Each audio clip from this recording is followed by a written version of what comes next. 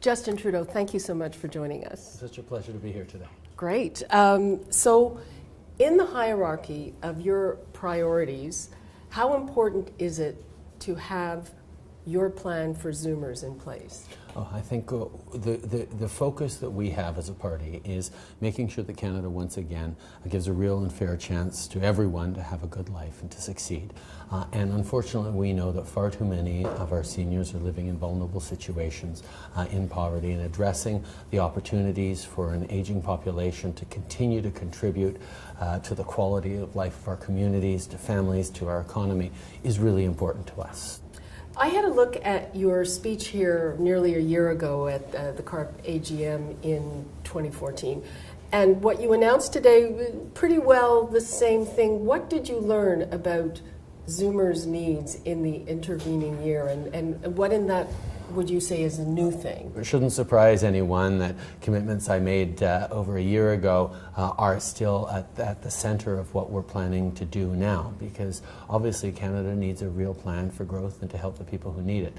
One of the things that really has come to light, though, in the past months, and which is why we've made the decision that we did in our approach, is the need to invest in infrastructure right now. And that's why $20 billion for social infrastructure like seniors housing and affordable housing over the next 10 years is going to make a huge difference in people's lives. So, but in terms of the direct things for seniors is pretty well the same as it was?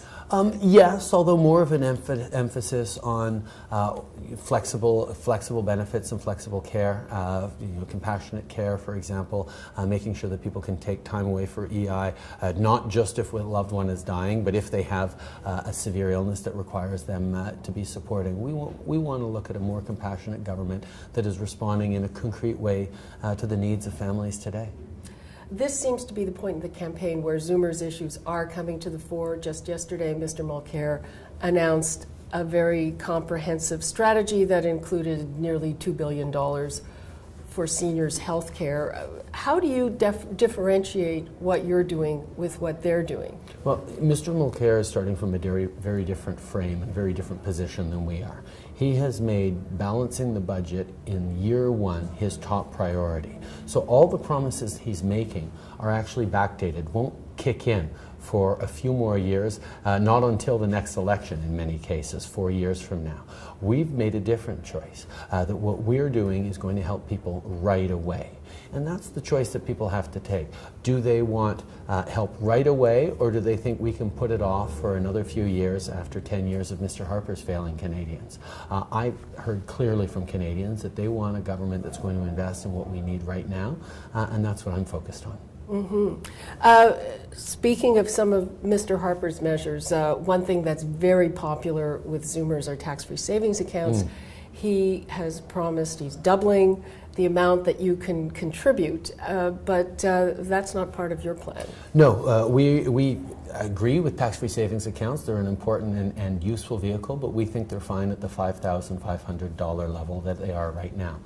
Studies have shown that doubling it disproportionately helps the kind of people who have $10,000 at the end of the year to put aside. And the fact is, we're making choices to help our more vulnerable seniors rather than people who already may have advantages with that. It's a choice we're making. So you're going to roll back that increase? It actually hasn't well, it hasn't taken effect yet. It hasn't kicked in yet, and it won't. We're going to keep it at 5,500 because that's a level that provides benefit to the largest number of people.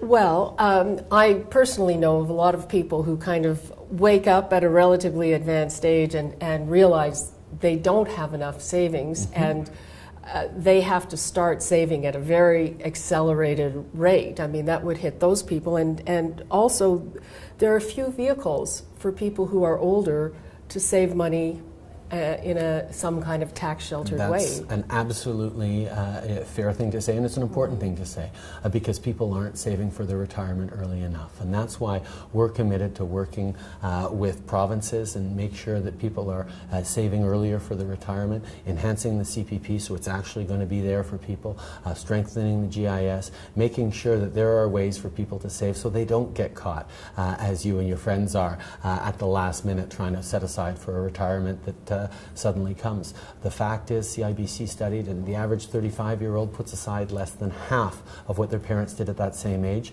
That's something that government needs to step up and help with. Well, I think that's a cultural thing partly as well, but it's also a financial thing, because people are facing greater levels of debt. They come out of school with higher debt levels.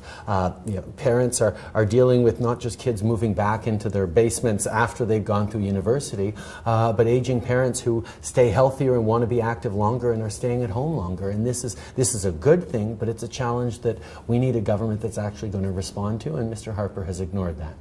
Well, the whole life cycle is changing, and part of our philosophy here, a new vision of aging, and people are working longer. So first of all, you have to face age discrimination. So do you have anything to help people who want to work longer? And again, there are issues with RIFs, mandatory RIF withdrawals. I mean, I know there are people in my family who are both paying and collecting CPP at the same time, and it's kind of crazy. Yeah, obviously what we need is a government that's going to adjust to the changing realities of families of aging Canadians. And you talk about age discrimination, and it certainly brings it all home for me. People tend to forget this, but my father skipped a generation when he had me. He had me at 51, which meant that he was getting his senior's discount movie card when I was in my early teens. And I lived with someone and was raised by someone who was the age of my friend's grandparents, and I understand just how healthy and active they can be. Yes, but I've known a lot of people who are living now healthier and longer in very exciting ways, and we need to make sure as a society we're recognizing that and supporting that, because the opportunities to continue to contribute are really important. But again, those people who are working need ways to be able to save money. TFSA is one of them. They need, if right now the rules for mandatory withdrawals, it ends at 91. I know a lot of people who are planning on living a lot longer than that. I know, and you're highlighting the fact that we need to have a government that's actually responding to people's needs and focusing on how to help the people who need it, and making sure that we work with provinces to ensure that retirement security is there for Canadians. Unfortunately, Mr. Harper has refused to even sit down with the provinces to talk about strengthening pensions, and that's disappointing. Okay, thanks so much. Real pleasure. Thank you.